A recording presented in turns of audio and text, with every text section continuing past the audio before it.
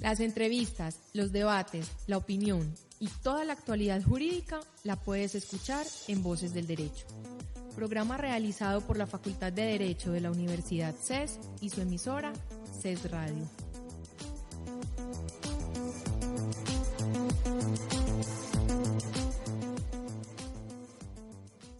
Cordial saludo a todos los oyentes que nos acompañan hoy en Voces del Derecho, programa realizado por la Facultad de Derecho de la Universidad CES, facultad que se encuentra en proceso de acreditación en alta calidad y su emisora en internet CES Radio.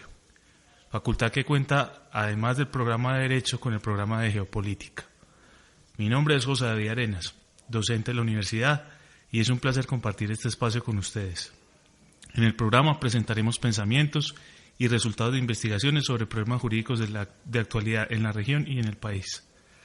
Este programa se transmite todos los lunes a las 8 de la noche por CES Radio. Si desean escuchar el programa fuera de la hora indicada, ingresen a los archivos de audio que están alojados en la página de la emisora, radio.ces.edu.co. Este programa no sería posible sin la colaboración de Adriano Urrego y de David Bentham de la Oficina de Proyección Corporativa de la Universidad. Recuerdo a todos nuestros oyentes que a través de las redes sociales también pueden participar en nuestro programa. En Facebook pueden buscarnos como CES Radio y en Twitter seguir la cuenta CES-Radio. En estos espacios pueden sugerirnos temáticas y participar en el tema del día. Siendo que el tema del día de hoy es también sobre geopolítica, tengo nuevamente acompañándome en condición de coentrevistadora a la miembro de la facultad, Dina Roll. ¿Cómo estás, Dina? Muy bien, ¿y tú? Muy bien, gracias a Dios. El día de hoy estaremos hablando sobre la geopolítica en el contexto latinoamericano.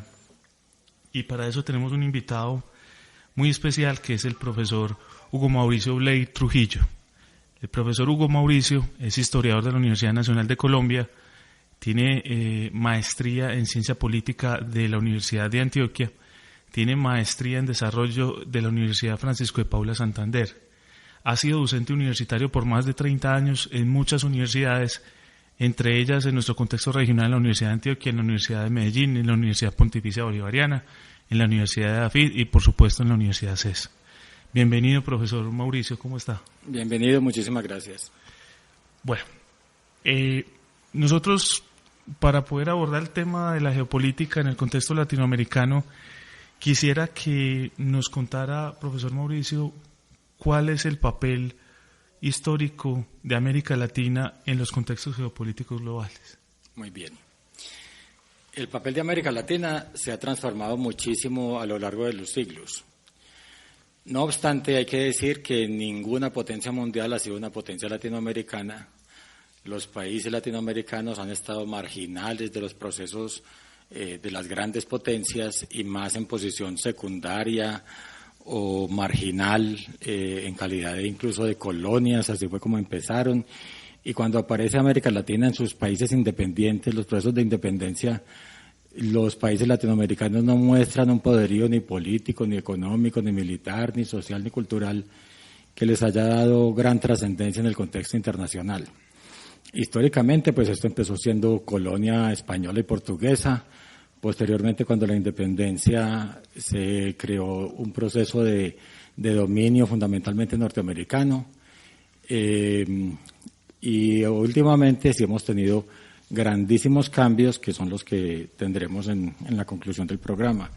De una posición muy pasiva de América Latina y muy receptiva desde el punto de vista de la geopolítica, hoy tenemos muchísimos más actores incidiendo en ella y un papel mucho más activo de los países latinoamericanos en este contexto mundial. Entonces hay que decir que hay una gran renovación en actores, en tendencias y en matices. Estamos viviendo una renovada dimensión de la geopolítica latinoamericana. Retomando un poquito esa historia que nos contabas ahorita, pues sabemos que los estudios geopolíticos surgen de pensamientos eurocéntricos, anglosajones, y en qué medida eso ha afectado lo que estás diciendo, que América Latina, pues además de haber sido una colonia, recibe todo este pensamiento de geopolítica, América Latina lo ha aplicado, lo ha tomado en el sentido en que lo han trabajado muy bien en Europa, en Estados Unidos, todo el tema de la geopolítica. Muy bien. Pues si bien la geopolítica tiene orígenes exclusivamente europeos Y como práctica hay que diferenciar, pues es decir, una cosa es la práctica geopolítica, que uno la puede intuir tan antigua como el hombre mismo, es decir, se han hecho reflexiones del espacio geográfico milenariamente y con base en esas reflexiones del espacio geográfico se han tomado decisiones políticas. Entonces es dable pensar desde muy remota antigüedad decir que una tribu cambia de territorio porque estaban o comiendo mal o muy a la inclemencia del tiempo o faltos de recursos o que sus enemigos estaban muy fortalecidos y entonces han tomado decisiones con base en la geografía. Entonces uno puede pensar en razón de eso que la geopolítica es tan antigua como el hombre en tanto práctica geopolítica. Pero como teoría geopolítica es una disciplina novísima y no ha cumplido todavía los 100 años. Tuvo su antecedente teórico con la geografía política, pero se consolida fundamentalmente en los años 1920, en los años 20 con los autores alemanes. Entonces, y fundamentalmente como una justificación pseudocientífica de un hacer expansivo de Europa para mantener sus rivalidades internas, es decir, los países europeos que hoy los vemos muy amiguitos en la Unión Europea, milenariamente han sido unas historias de guerras. Entonces, para consolidar ese proceso de guerras con sus pares, empieza la geopolítica a justificar teóricamente todas sus acciones. Entonces uno puede decir la geopolítica tuvo orígenes europeos, pero su práctica ya no es completamente europea. Entonces, por extensión, uno puede decir cualquier país ya hace la geopolítica, la practica, la diseña, la ejecuta. Y no solamente los países, también las regiones dentro de los países. También las grandes unidades regionales que hacen los países. El Mercosur es una alianza, la Alianza del Pacífico, el CARICOM, el NAFTA, la Unión Europea. Ya la geopolítica también la hacen esos grandes bloques regionales, también la hacen las ciudades, también la hacen los departamentos o las unidades administrativas más pequeñas y también los empresarios hacen geopolítica. Entonces, difícilmente se puede hablar de una geopolítica con cuño propio, es decir, con un nombre específico de uno o de otro. Hay unas diferentes valoraciones, que si el mar, que si la tierra, que si el poder económico, que si el poder militar, que la confluencia de poderes duros o blandos, es decir, hay diferencias grandes de matices, pero en esencia es un ejercicio geopolítico expansivo. Hacía referencia, profesor Mauricio, a la historia de Latinoamérica en conexión a unos poderes, por ejemplo, los coloniales, y a la existencia pues de un discurso algo traído a esta zona por intereses del exterior. Yo quisiera que nos contara algo de la historia, cómo ha sido, si no como protagonista, de pronto como ficha, el contexto latinoamericano, desde las estrategias de las grandes naciones colonialistas, que históricamente, ¿qué papel jugó Latinoamérica frente a esos intereses, sea europeos o de otras naciones? Muy bien. El primer gran reparto mundial fue el Tratado de Tordesillas. El entonces Papa repartió la mitad del continente americano para Portugal y la mitad del otro continente para España. Y eso podemos decir fue el primer gran reparto del mundo. La importancia de América para los países europeos se centraba fundamentalmente en la extracción de oro y metales preciosos. Otros países europeos, ya no ibéricos, es decir, ya no ni España ni Portugal, llegaron a América de una manera más tardía y con otro criterio completamente distinto. Las guerras europeas se libraron fue en el Caribe. La colonización norteamericana fue muy distinta de la colonización hispánica, por muchísimas razones fundamentalmente geográficas. En España no había, en Norteamérica no había grandes recursos naturales y no había grandes grupos humanos para explotarlos o para dominarlos, como se hicieron aquí con los indígenas y después con los negros. Entonces, ¿cómo fue el proceso de colonización europea de Norteamérica? Supremamente distinto al europeo de Sudamérica, porque allá los europeos que llegaron fue para quedarse, no para devolverse, no fue con finalidades extractivas, sino era con finalidades de residencia. Fue una colonización más de corte familiar, en cambio aquí fue más de hombres solos, hasta ya muy avanzada la colonia. y los procesos coloniales fueron entonces supremamente distintos, además con unas instituciones también completamente distintas. En América Latina primó el concepto de exclusión, de dominación, de esclavitud y fundamentalmente extractivo. Ya fue muy adelante en las reformas borbónicas, ya el siglo XVIII, que se ve a América Latina con una perspectiva mucho más distinta. Si bien bajo regímenes igualmente coloniales, ya no era la capacidad puramente extractiva de oro y metales preciosos, sino ya con una racionalidad administrativa muy diferente, pero siguió con toda la hegemonía cultural, católica, hispánica, dividida entre Portugal y España. Los procesos de independencia, entonces seguimos en gran parte con esta misma reflexión. Los recién independizados países se fijaban mucho si tenían que hacer una ruptura con España o si tenían que consolidar otras tendencias, y la suerte fue a favor de España, es decir, nos independizamos de España, pero los vínculos culturales, religiosos y políticos siguieron con España, aunque ya sí hubo una mayor preponderancia de Inglaterra en términos comerciales. Terminada la Primera Guerra Mundial, el poderío inglés decae y empieza el poderío norteamericano a marcar de una manera más contundente su proceso expansivo en América Latina. Pero un gran antecedente de la imposición de los Estados Unidos en América Latina es la doctrina Monroe, 1823. La doctrina reza América para los americanos. ¿Qué significa América para los americanos y en su contexto? Los países, en el año 1823, los países latinoamericanos, con excepción de Portugal, estaban en guerras de independencia y en procesos de retoma colonial. Es decir, tras la caída de Napoleón en Europa, empieza toda la reconquista española y dentro de esa reconquista estaba obviamente recuperar los territorios perdidos en América Latina. También Francia veía un enorme enemigo en la posibilidad de que Estados Unidos se expandiera en el Golfo de México, y por eso Francia puso un emperador en México con ganas de impedir el crecimiento norteamericano en ese Golfo. Entonces hubo intentos de retomar América para los europeos, y en ese contexto viene la doctrina Monroe, América para los americanos. ¿Qué significa América para los americanos? Que ningún país no americano podía pretender retomar, reconquistar, recolonizar esos territorios americanos ya hechos independientes. Entonces esa doctrina Monroe fue el aval que garantiza una mayor penetración o una mayor injerencia de los intereses norteamericanos en nuestra zona, y por eso mucha gente ha dicho que este ha sido el patio trasero de los Estados Unidos, que los gobiernos latinoamericanos han tenido que funcionar con la anuencia o por lo menos la aprobación o la connivencia de los gobiernos norteamericanos, y salvo muy pocas excepciones ha permanecido la tendencia de que Estados Unidos toma grandes decisiones con respecto a América Latina. Pero si bien esa ha sido la tradicional historia de estos países, con algunas excepciones muy significativas, hoy sí vemos que esa tendencia tiende a romperse de manera muy contundente. Y es el tema clave pues de esta conversación que tenemos, cómo hay actores muy poderosos ya compitiendo por el control de América Latina.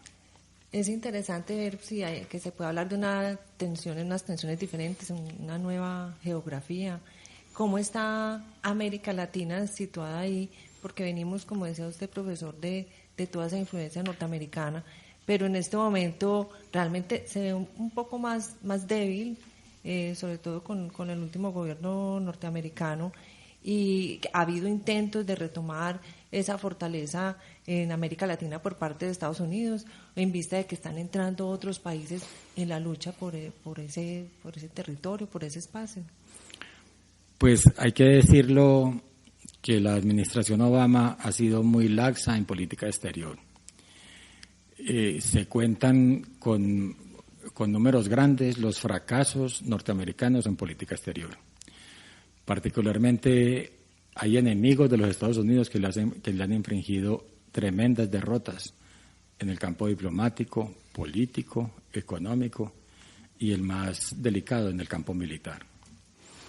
Vemos una Rusia que viene de menos a más, una Rusia enormemente fortalecida en su capacidad política y militar, que le ha infligido enormes derrotas a Estados Unidos, por ejemplo en Georgia, en Osetia del Sur, en Abjasia, impidió la expansión de la OTAN en países que antes eran tradicionalmente de la órbita soviética y después rusa. El Consejo de Seguridad de la ONU, por el veto y el voto negativo de Rusia, impidió una mayor acción en Siria, ha bloqueado a los Estados Unidos internacionalmente y particularmente en América Latina Rusia se ha metido durísimo. Es el principal proveedor de armas a los países del ALBA. El bloqueo europeo que se ha hecho con razón de la invasión rusa a Ucrania, el bloqueo de venta de productos agrícolas, pues la Rusia lo ha desbloqueado proveyéndose de productos agrícolas de América Latina. Entonces, de alguna manera poco ha impactado ese bloqueo, es decir, como arma de presión no ha servido porque América Latina ha estado al servicio de esos intereses rusos. Y tal vez lo más contundente y significativo, un canal nicaragüense con presencia chino-rusa y eventualmente una base militar chino-rusa en territorio que históricamente ha sido norteamericano y en un territorio de una posición estratégica de altísimo valor. Entonces, Rusia le ha infligido enormes derrotas políticas, económicas y militares a los Estados Unidos. También China ha crecido y ha magnificado su papel internacional. De ser un país completamente aislacionista y concentrado en su propio desarrollo, pues vemos una China con hace más de 20 años en un proceso expansivo y en América Latina ha sido contundente esa expansión, incluso ya se abre un tratado de libre comercio con Colombia y de intervención en grandes procesos de infraestructura. Pero Rusia tiene alguna trayectoria en la intervención de América Latina. Para nadie es un secreto el apoyo ruso a los movimientos insurgentes en la Guerra Fría. Para nadie es un secreto el apoyo económico que le dio Rusia a Cuba durante todos estos años de Guerra Fría. Entonces Rusia es un país que ha tenido algún antecedente en América Latina. Pero China es un actor novísimo en ese sentido y más nuevo todavía es Irán, que viene jugando duro en América Latina. Y otros actores como India y Japón que tienen intereses más económicos y de poder blando que todavía no se han visto como grandes actores en América Latina, pero ya vienen con sus acciones y sus expectativas, de modo tal que el contexto latinoamericano está altamente dinámico, altamente movido, está enormemente interesante por todo lo que está aconteciendo. Antes de continuar con un examen de esta situación actual, vamos a una pausa.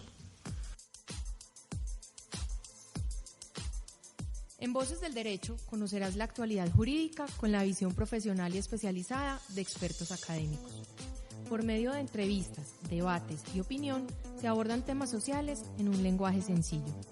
Voces del Derecho, programa realizado por la Facultad de Derecho de la Universidad CES y su emisora CES Radio.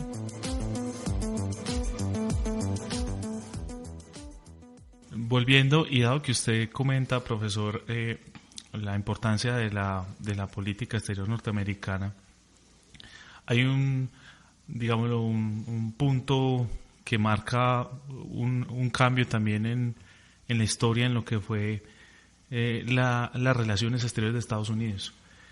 Normalmente se basa en la visión de dos presidentes muy distintos en su forma de pensar y en su partido político, Theodore Roosevelt y Woodrow Wilson, uno republicano, el otro demócrata, que desde su visión de lo que era Estados Unidos los llevaron a salir del aislacionismo en el que Estados Unidos estaba frente a Europa, por ejemplo. Theodore Roosevelt, desde un punto de vista muy pragmático, viendo la necesidad de Estados Unidos de estar presente en una guerra mundial, y Woodrow Wilson desde la idea del excepcionalismo americano, considerando que Estados Unidos tiene la responsabilidad de llevar la democracia como una luz por el mundo. También veía una responsabilidad en cuanto a un activismo exterior norteamericano más allá de los límites de América. Yo quisiera preguntarle, en estos momentos de la historia, usted menciona grandes derrotas de Estados Unidos y que China sale de un aislacionismo.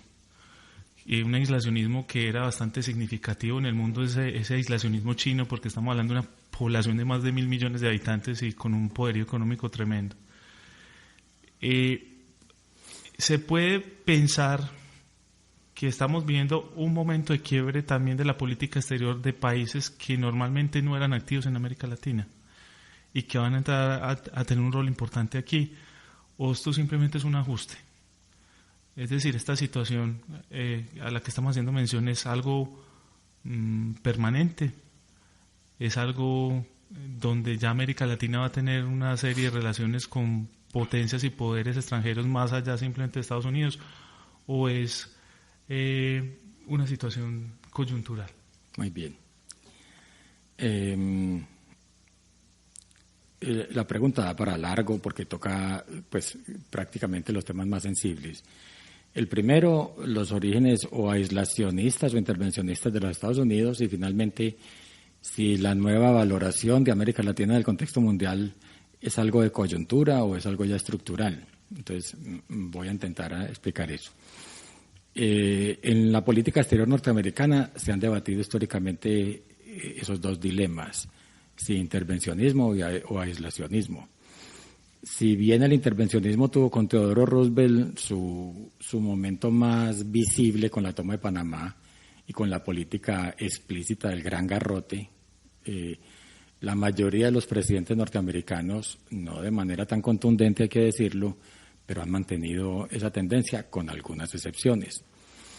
En cambio, el presidente Woodrow Wilson, después de la finalizada la Primera Guerra Mundial, tuvo una actitud completamente aislacionista y pretendió liderar al mundo más desde una perspectiva que ahora llamamos idealista, es decir, institucionalista, legitimista, con base en los acuerdos, con base en los consensos, de prácticamente ninguna intervención con los poderes duros en otra serie de continentes.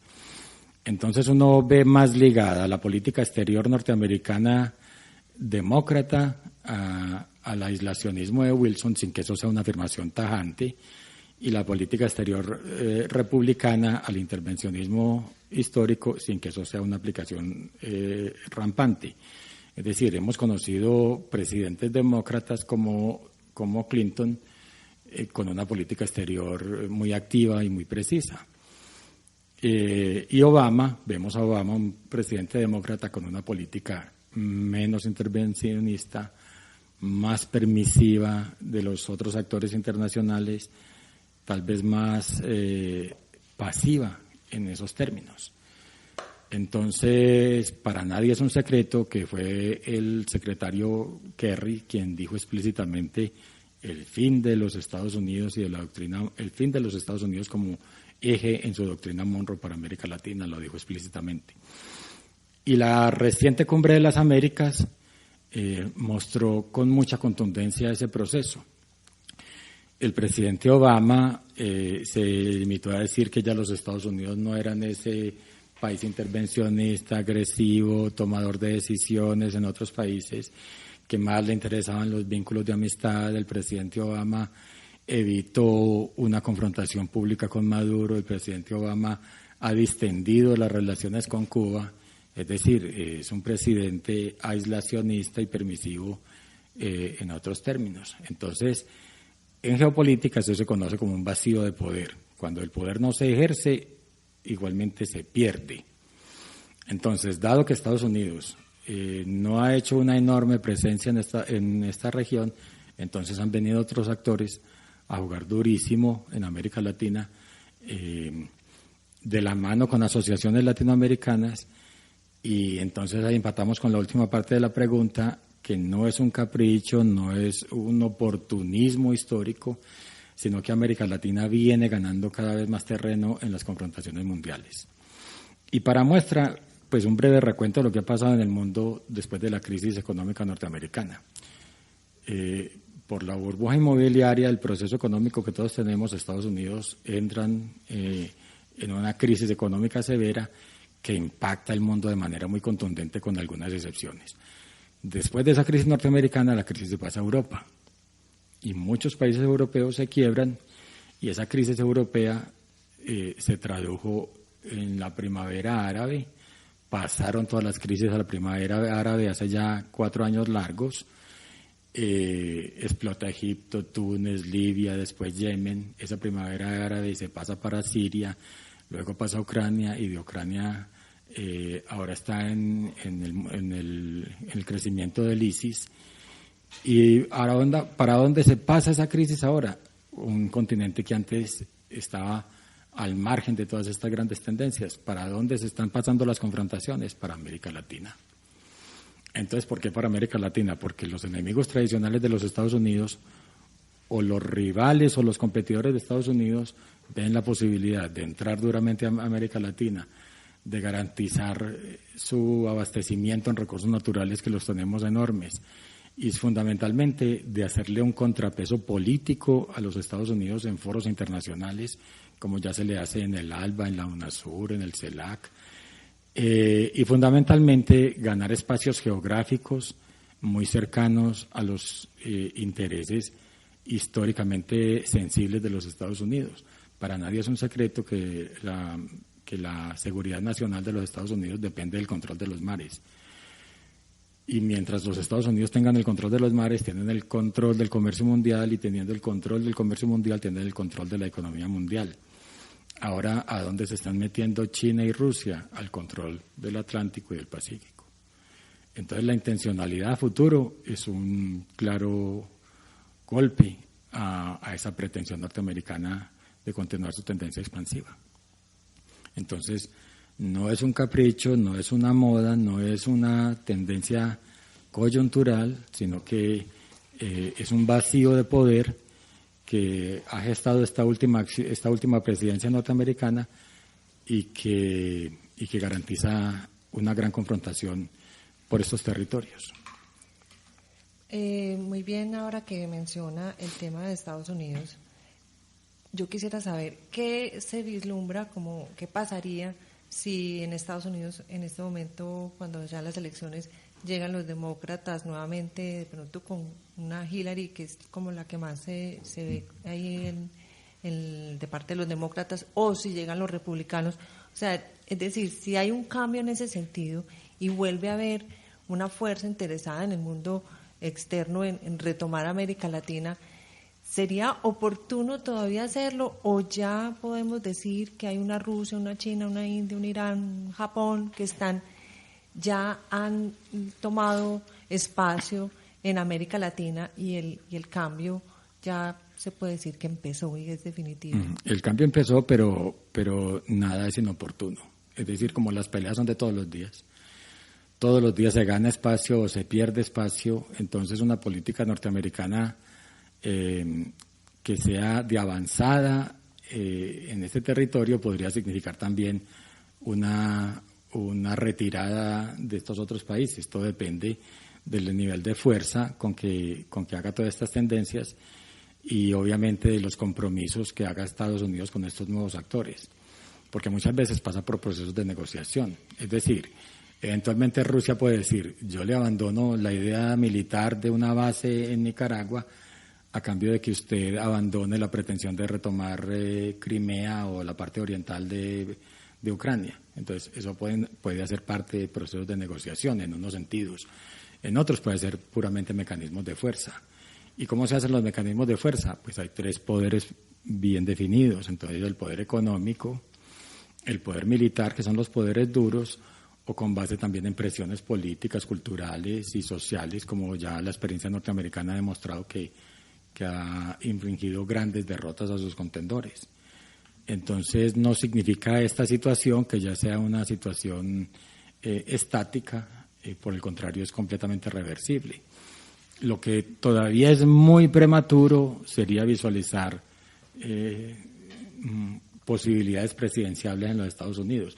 Si bien Hillary Clinton tiene un peso enorme en política exterior, su trayectoria como secretaria de Estado, como ex primera dama presidencial y como gran líder de los demócratas, pues también tiene severos problemas internos. Y por el lado republicano todavía hay una cantidad de precandidatos con los más disímiles perfiles. Entonces todavía es muy prematuro, pero sí es dable pensar que un presidente republicano podría tener acciones mucho más contundentes en la retoma de América Latina. Hay una cosa que sí hay que decir, frente a todos estos procesos que esta serie de países nuevos han implicado en América Latina, los Estados Unidos no han estado del todo ni cruzados y han generado mucho más procesos de tratados bilaterales de libre comercio. Entonces, hay que decirlo que frente a mucho vacío que se ha generado por unos lados, pues la parte comercial parece estar totalmente activa. Dado que menciona estos poderes, ¿qué rol tienen en este juego estratégico los bloques económicos regionales? Pues como nombre figuran mucho, pero en su capacidad de acción es muy poquita.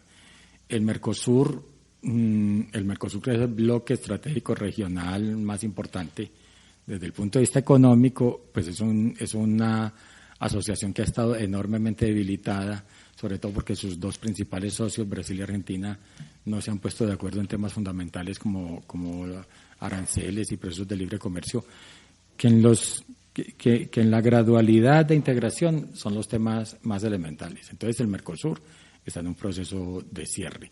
En cambio, la Alianza del Pacífico, que es una alianza muy nueva, sí se perfila con una muchísima mayor capacidad de acción, pues por muchas razones, a diferencia del Mercosur. Son países que tienen una explícita vocación económica en la globalización, en el intercambio económico. Son países que tienen alianzas ya o tratados de libre comercio con Estados Unidos y con Europa.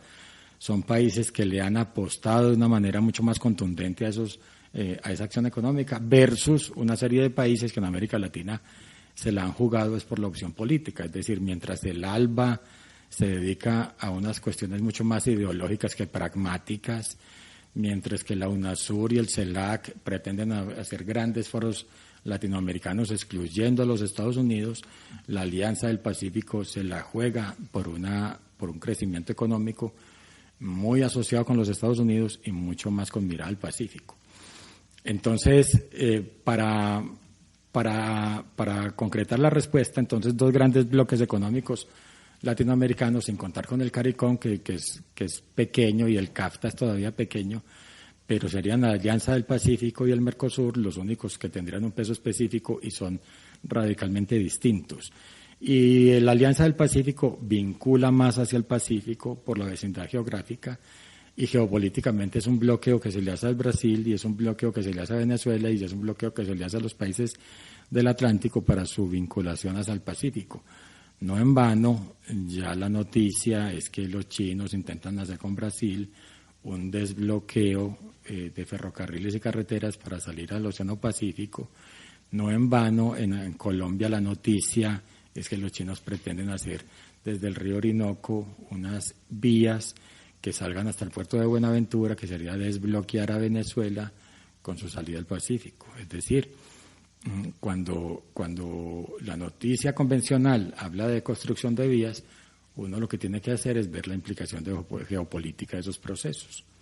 Entonces, ¿qué magnifica esto? Que hay una gran confrontación por América Latina y que muchos de estos países juegan a unos actores y otros juegan hacia otros actores. A mí me gustaría que nos profundizáramos un poquito en ese sentido. Hemos hablado como de los intereses de afuera hacia América Latina.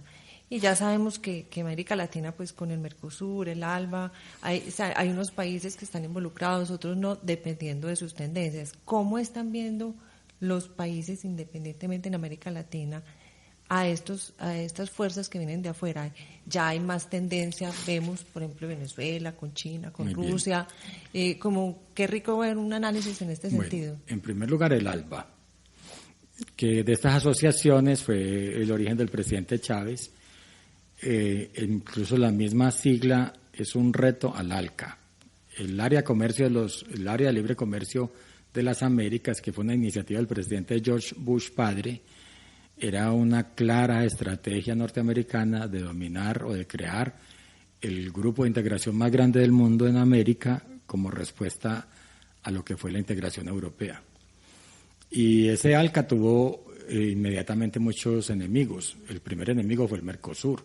Brasil y Argentina prefirieron ser cabezas de ratón y no colas de león. Muchos otros enemigos en lo político, porque obviamente tocaba muchas resistencias en términos de soberanía, y contra ese ALCA, que de hecho nadie lo tiene en la prioridad, pero que los Estados Unidos lo han venido construyendo de manera gradual. Cada vez que hay un libre comercio, cada vez que hay un tratado de libre comercio entre los Estados Unidos y un país latinoamericano, esos tratados de libre comercio empiezan a aclimatar lo que sin duda alguna en un futuro será el ALCA. Bueno, contra ese ALCA viene la sigla ALBA. Entonces la sigla ALBA es una clara contraposición a los intereses del ALCA. Entonces, mientras que el ALCA jugaba al libre comercio, el ALBA es completamente opuesto al libre comercio. El ALBA, con iniciativa del presidente Chávez, entonces es un socialismo del siglo XXI explícitamente opuesto al capitalismo, y gracias a ese ALBA, grupo al que pertenecen Bolivia, Ecuador, Cuba, Nicaragua y unas islas del Caribe, entonces ese ALBA, a partir de ahí, le dio ingreso a muchos otros actores completamente diferenciados o ajenos a la geopolítica latinoamericana. Entonces, magnificó la entrada de Rusia. Gracias al ALBA se convierte en el primer proveedor de armamentos a América Latina, a esos países del ALBA. Magnificó los créditos de China y la importancia que significa Venezuela para China, en tanto proveedor de petróleo, y le dio la entrada a Irán, que sí es un actor completamente ajeno a cualquier tendencia histórica, vía ALBA. Las otras asociaciones internacionales, UNASUR y CELAC, las entendemos no de otra manera que debilitar la OEA.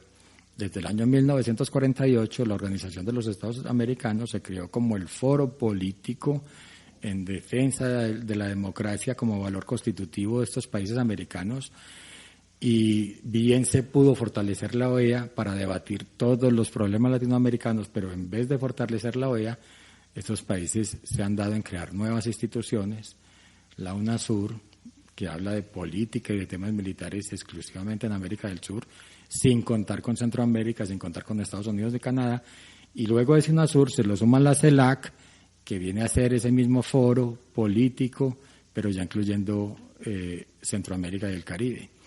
Entonces, en la medida que más se fortalecen estas asociaciones, más se debilita la OEA y más se debilita ese interés democrático constitutivo de lo que era América Latina. Antes de entrar a una reflexión sobre los efectos políticos más que económicos de estos bloques, vamos a una pausa.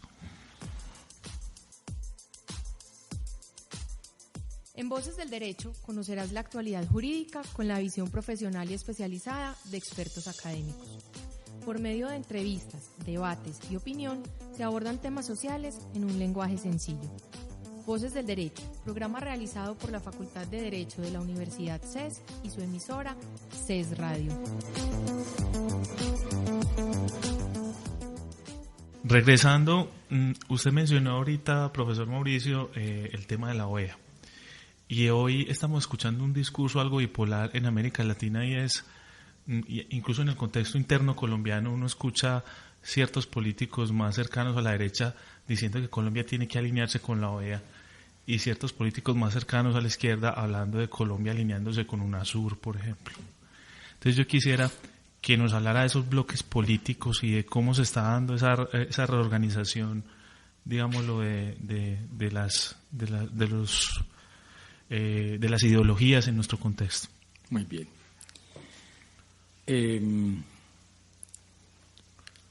Pues para nadie es un secreto que hay intereses muy bien definidos en esas dos grandes tendencias, y hay dos percepciones históricamente opuestas.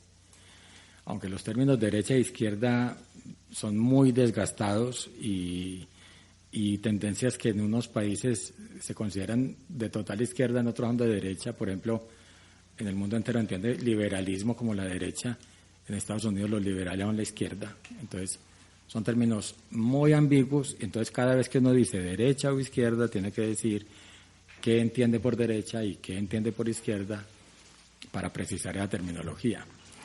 No obstante, en vez de meternos en esas calenturas teóricas, uno pretende verlo desde esa posibilidad. ¿Qué opciones parecerían mejor para estos países? Si estar alineadas históricamente con Estados Unidos o buscar esta serie de alianzas con estos actores novísimos. Entonces, ese es el dilema. En términos de estrategia hacia futuro, ¿qué tan exitosas o qué tan perdedoras son ese tipo de asociaciones? ¿Qué podemos esperar entonces de una relación histórica con los Estados Unidos? Pues ya conocemos la historia y la tradición pesa mucho. ¿Qué conocemos de las relaciones con Rusia y con China? Entonces, por ejemplo, como Venezuela tiende a un fracaso económico, a un colapso, uno de manera idealista podría pensar que el colapso de la política venezolana y el colapso de la economía venezolana significarían una pendulación hacia un régimen completamente opuesto a quien lo fracasó. En clara lógica política uno podría pensar eso. Pero dado que Venezuela está tan endeudado con estos monstruos económicos, una crisis venezolana significaría el mucho mayor ingreso de China, de Rusia y de Irán, recuperando sus pérdidas en Venezuela. Entonces, obviamente, significaría una apertura ya de manera más contundente de estos grandes actores en la política latinoamericana, en caso de que esto se pierda. Y en caso de las alianzas políticas, hombre, la intencionalidad política hay que pesarla con poder. Es decir, uno puede tener los más nobles ideales, los más sanos principios, las mejores intencionalidades, pero si esa intencionalidad, si esos ideales no se respaldan con poder, es decir, si no existe la fuerza política, económica y militar para garantizar esos ideales, pues pasan perdidos y desapercibidos. Entonces uno tendría que mirar cuál es el poder del ALBA en cuanto a bloque político, en cuanto a bloque económico, en cuanto a bloque militar, y hay que decir que la verdad es muy poco. ¿Qué pasa con la UNASUR? Es un país, es una organización todavía muy en ciernes, que tiene algún peso en los países del ALBA, que Colombia tiene que pertenecer a ella, porque si no pertenece a la UNASUR, entonces ya sí sería, en términos políticos, un proscrito, es decir, así no me guste a mí la UNASUR, yo tengo que estar en ella, porque si van a hablar mal de mí, yo tengo que estar donde van a hablar de mí, que por lo menos me den capacidad de defensa, o por lo menos yo tenga capacidad de voto. Entonces Colombia ha tenido que pertenecer a esos países por puro criterio práctico, pero no es porque de hecho vaya a definir su política exterior en un sentido o en otro. Y la política exterior colombiana, ahorita la vemos muy empantanada por muchos procesos, es decir, a diferencia de muchos países que tienen una política exterior de largo aliento, que son políticas de Estado, la política exterior colombiana por Constitución Nacional es facultativa del presidente y de sus asesores, y vemos que de un presidente a otro los giros son grandísimos. Entonces el poder de estas asociaciones todavía es muy poco. ¿Y por qué se han fortalecido? Por el desinterés de los Estados Unidos en fortalecer la OEA, por ejemplo. Es más, y el último secretario de la OEA no es una figura que en su historia muestre mucha tendencia proclive a los Estados Unidos. Fue embajador de su país en Irán, es un hombre con antecedentes en el sentido más de izquierda, es decir, un hombre más comprometido con unas causas sociales más complejas en sus formas de lucha. Entonces no genera mucha confianza desde el punto de vista de la otra percepción, más sí genera más confianza desde el punto de vista de estos países del ALBA y la UNASUR. Bueno, yo en ese momento que está tocando la perspectiva como desde las relaciones internacionales de Colombia, me interesaría saber qué pasa con la geopolítica en América Latina y en Colombia. De pronto, conversando con usted, profesor, veíamos que todo este tema de la geopolítica viene muy fuerte, como ya teoría formada desde hace unos 100 años, y de alguna manera es lo que ha permitido que algunos países, como ocurrió pues con los alemanes, con la misma Unión Soviética, con Estados Unidos, a partir de esa geopolítica, es que aprenden a hacer sus estrategias, porque pasan de la estrategia militar a la estrategia cultural, social, política, pero desde esa ciencia. Pero en América Latina, ¿cómo está esa ciencia de la geopolítica? En Colombia vemos que se empieza a hablar de geopolítica como tal desde hace unos 30 años, pero estamos construyendo una estrategia a partir de la geopolítica en América Latina y en Colombia. Pero la pregunta es muy importante y la respuesta es, por ejemplo, para empezar, no hay una geopolítica latinoamericana. Es decir, en tanto bloque, uno no puede hablar de que exista un interés colectivo de estos países en defensa de unos intereses globales. Muy por el contrario, y esa es la razón por la cual no hay una integración económica en América Latina, y si no hay una integración económica, menos aún la podrá haber política y demás. Como cada país, pues por las características propias de nuestros países, hemos tenido una política exterior autónoma, independiente, singularizada, y por las razones económicas de estos países no han necesitado unirse. Es decir, como la necesidad es la madre de la historia, los países se tienen que unir es por necesidad. Los países europeos, pese a toda su historia, se unieron por necesidad. Los países latinoamericanos no han tenido la necesidad de unirse porque son economías, en vez de complementarias, son economías con muchas autonomías en sus productos y que han jugado de manera muy individual en el contexto internacional. Entonces, por esa razón no hay una geopolítica latinoamericana, porque no existe América Latina como unidad política, existe como un entorno geográfico visible, pero no como unidad política. Y en términos de conocimiento geopolítico, pues hay unos países que tienen más avance que otros. Por ejemplo, Brasil, para nadie es un secreto, que es un país que tiene una política exterior mucho más sólida, profesional. La Academia de Itamaraty es un centro de decisiones políticas profesionales, expansivas. También ha habido más pensamiento geopolítico en Chile, y ellos son prácticamente los grandes teóricos de la oceanopolítica. Y también el Perú ha tenido, países con mayor tradición militar han tenido también más ejercicio en la teoría geopolítica. Pero en Colombia eso ha sido pues muy vago. Apenas si existen algunos centros económicos, algunos centros de pensamiento, unos centros académicos con intereses geopolíticos, pero todavía no podemos decir que haya una asesoría o un criterio geopolítico en las decisiones de la política exterior norteamericana, colombiana, que sea de largo aliento. Por ejemplo, Colombia desde los 200 años de vida independiente ha perdido, las cifras varían, pero unos 900.000 kilómetros cuadrados. Perder territorio no es propiamente la muestra de un ejercicio geopolítico expansivo. Colombia perdió 75.000 kilómetros en un fallo con Nicaragua, y el debate en Colombia ha sido pobrísimo con respecto a eso, pobrísimo.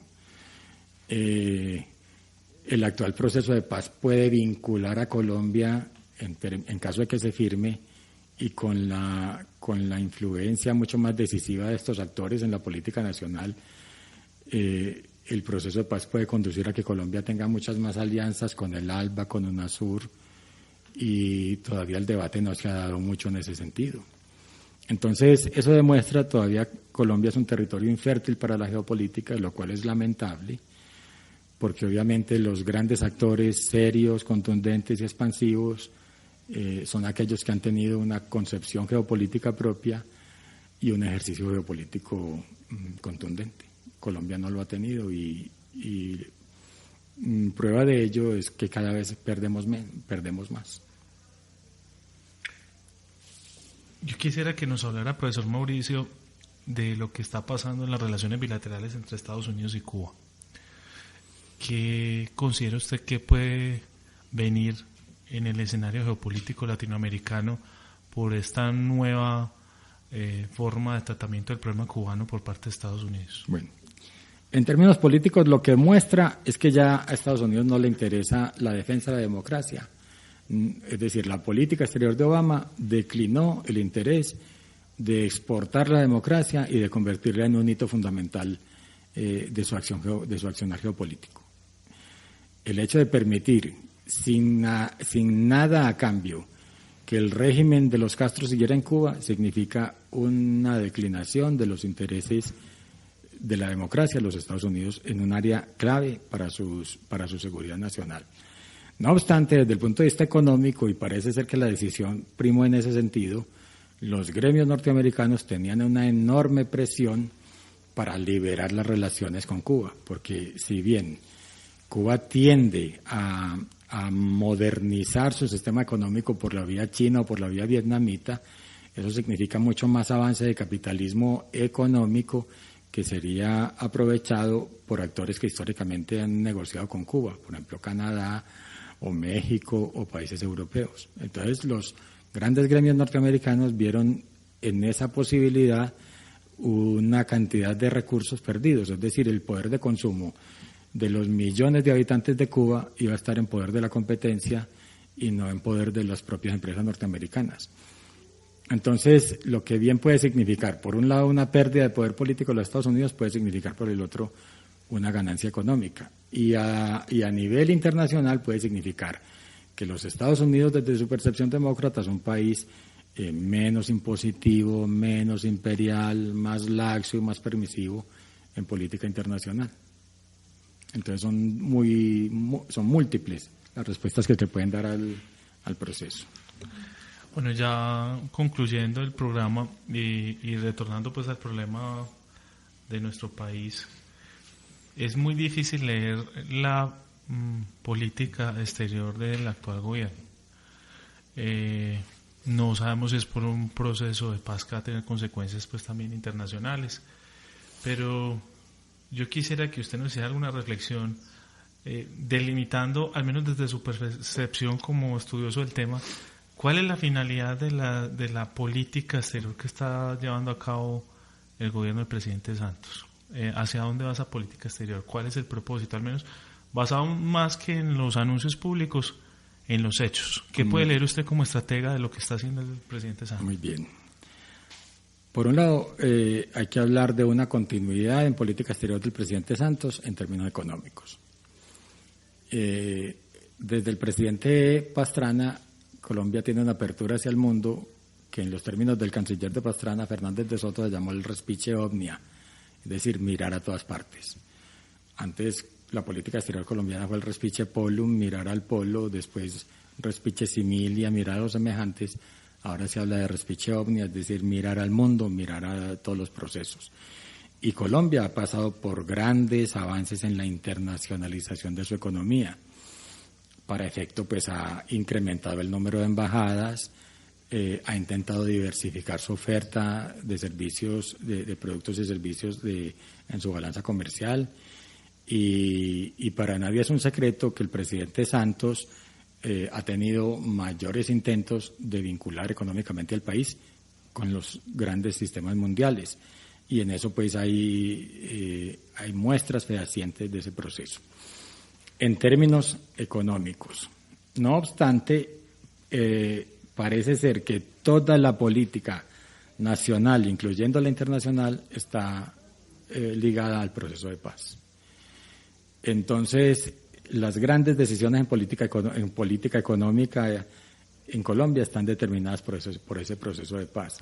Internamente ha generado una enorme incertidumbre. Como no sabemos exactamente qué se ha negociado y cómo será el escenario una vez se firme ese tratado, pues lo que son los racionales inversores económicos, es decir, la racionalidad económica, ¿qué manda en este caso? Prudencia. Como no sabemos qué se va a negociar, no sabemos qué grandes decisiones tomen en materia de latifundios, en materia de impuestos, en materia de intervención del Estado en la economía, lo más prudente que es el capital es ser prudente, es ser distante. Entonces el capital se está yendo. Fíjense, las cifras de inversión extranjera han decaído significativamente en Colombia.